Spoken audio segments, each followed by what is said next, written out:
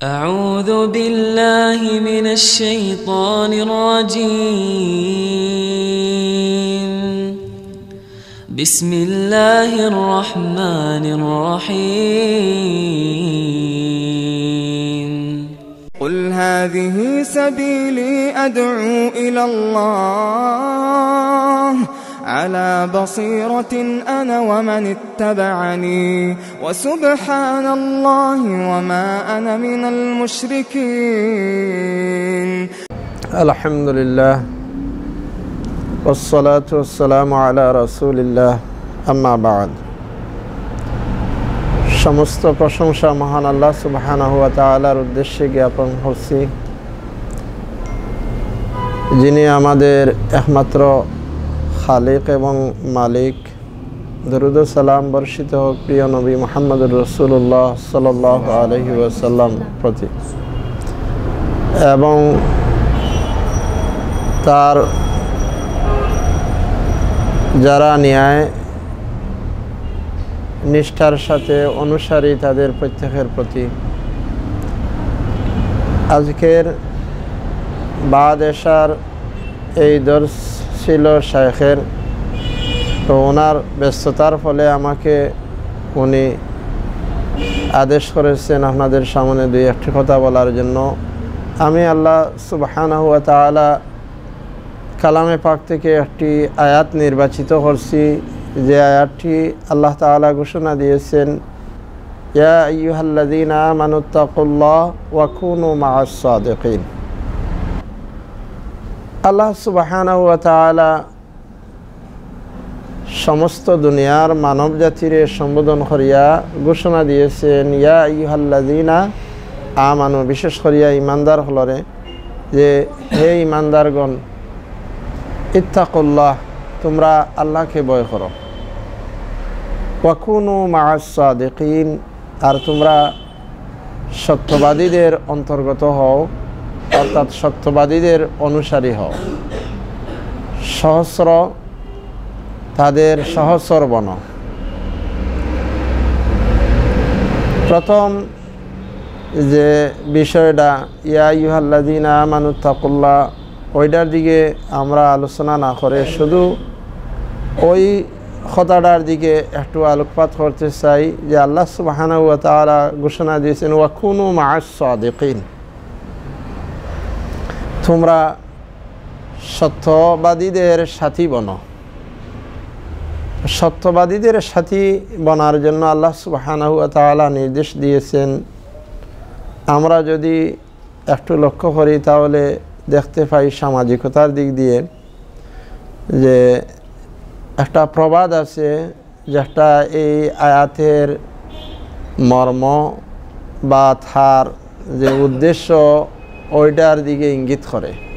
সেটা হইল কি, যেমন আমাদের দেশে প্রবাদ, সৎ সঙ্গে স্বর্গবাস আর অসৎ সঙ্গে সর্বনাশ। সৎ মানুষের সাথী বনলে স্বর্গে যাওয়া যায়, জান্নাতে যাওয়া যায়, আর অসৎ মানুষের সাথী বনলে সর্বনাশ, জাহান্নামে যাওয়া যায়। তো এই প্রবাদ আমরা দেশে সৎ সঙ্গে স্বর্গবাস, অসৎ সঙ্গে সর্বনাশ। আর কবি তার উর্দু ভাষায় একটি কবিতা রচনা করছেন, যে সহবতে সালেহ তোরা সালেহ কুনদ, সহবতে তালেহ তোরা তালেহ কুনদ, সহবতে সালেহ তোরা সালেহ কুনদ, সহবতে তালেহ তোরা তালেহ কুনদ। ফার্সি ভাষায় কবিতাটা। আপনাকে আমাকে যদি আমরা সৎ লোকের সংস্রব গ্রহণ করি তাহলে আমাদেরকে সৎ বানিয়ে দিবে, আর যদি মন্দ লোকের সংস্রব গ্রহণ করি তাহলে আমাকে মন্দে পরিণত করবে। তো আল্লাহ সুবহানাহু ওয়া তাআলা এই আয়াতের সাথে দেখা যায় একটা সামঞ্জস্য আছে। এমনকি আরও যদি একটু চিন্তা ভাবনা করি তো দেখতে পাই যে আমাদের দেশের একটা প্রবাদ আছে যে সঙ্গগুণে লোহা জলে বাসে। সঙ্গগুণে লোহা জলে ভাসে, অর্থাৎ খাটের সং ধরার কারণে লোহার মতো একটা ভারী বস্তু যেটা জলের মধ্যে পানির মধ্যে ভাসার তার ক্ষমতা নেই, কিন্তু খাট যে জলের উপরে ভাসে তার সাথে এই ফিং মারার কারণে লোহারে মিশ্রিত করার কারণে এখন লোহাও দেখা যায় জলের উপরে দিয়া ভাসতে সক্ষম হয়। তো একটা লোহা যেটা জলের উপরে ভাসার তার ক্ষমতা নাই, সে সং ধরার কারণে ভাসমান বস্তুর সং ধরার কারণে সে ডুবন্ত বস্তু জলে ভাসতে পারে।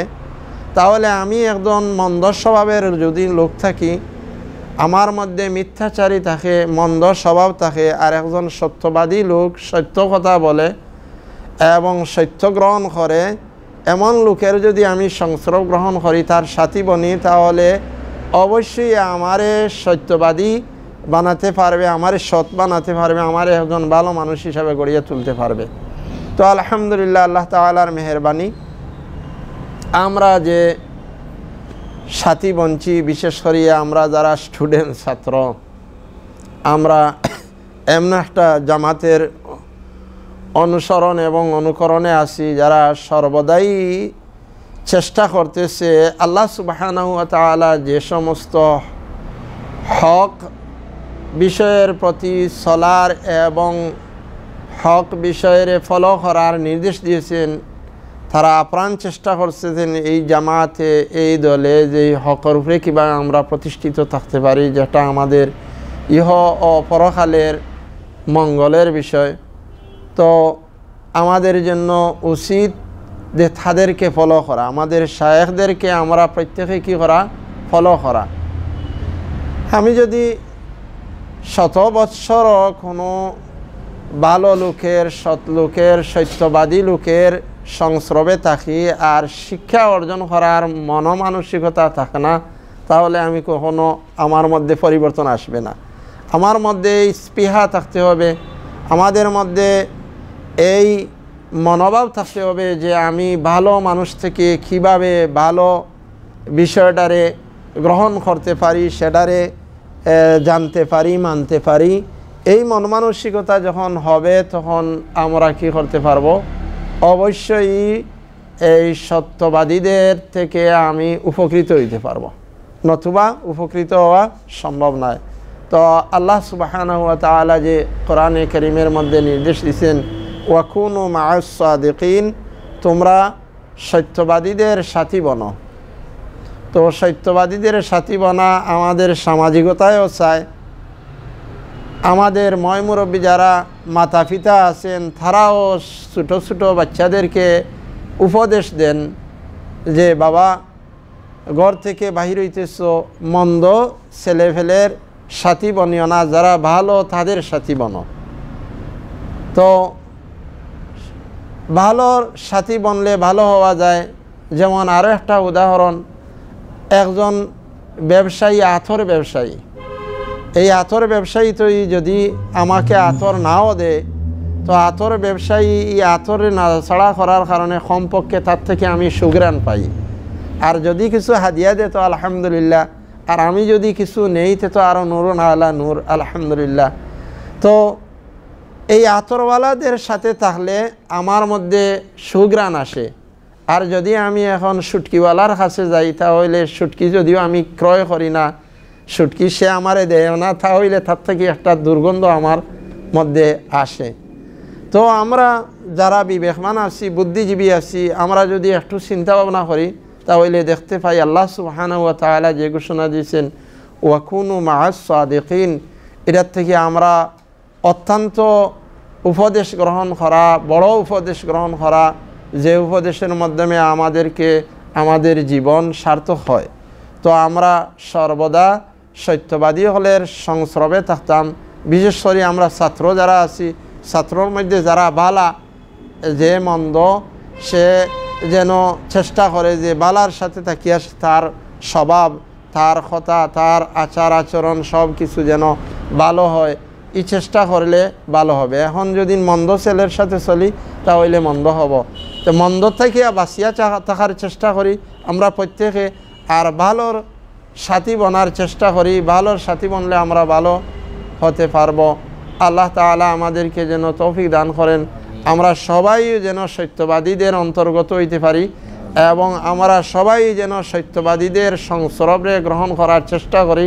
খালি গ্রহণ করা না, এবং তাদের সংস্রব গ্রহণ করার পরে তাদের থাকিয়া সত্য এবং ভালো যে আচার আচরণ কথাবার্তা সব কিছু যেন আমরা এই তারার থাকিয়া আজ করার গ্রহণ করার আমরা চেষ্টা করি। ইনশাআল্লাহ আমরা দুনিয়া আখিরাতের মধ্যে উপকৃত হইব। আল্লাহ তাআলা আমাদেরকে তৌফিক দান করুন। ওয়া আখিরু দাওয়ানা আলহামদুলিল্লাহি রাব্বিল আলামিন ওয়াসসালাতু ওয়াসসালামু আলা রাসূলিল্লাহি